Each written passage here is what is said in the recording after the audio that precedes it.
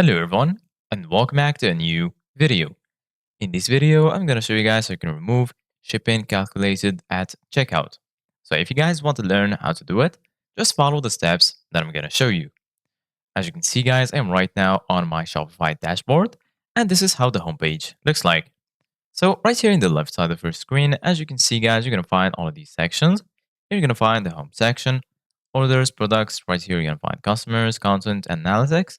And lastly, marketing and discounts. Here under sales channels, you're going to find your online store. And lastly here, you're going to find apps and settings. So right now, in order to remove shipping calculated at checkout, first of all, go ahead and click on online store.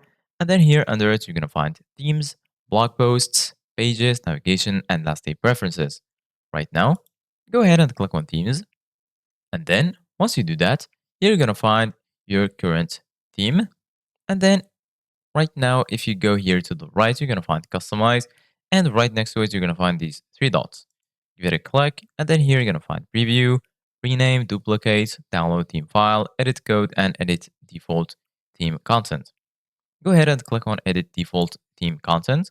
And then you're going to be here in this page. Once here, you're going to find all of these sections right here. Go ahead and choose sections.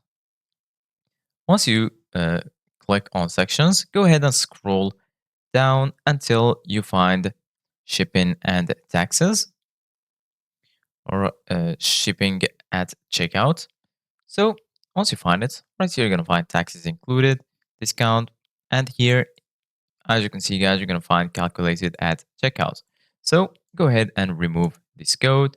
Also go here and then remove calculated at checkout. This one as well. And lastly, this one. And then go ahead and click on save. And then you're good to go. So this is it guys for today's video. Thank you guys for watching. See you guys in the next video.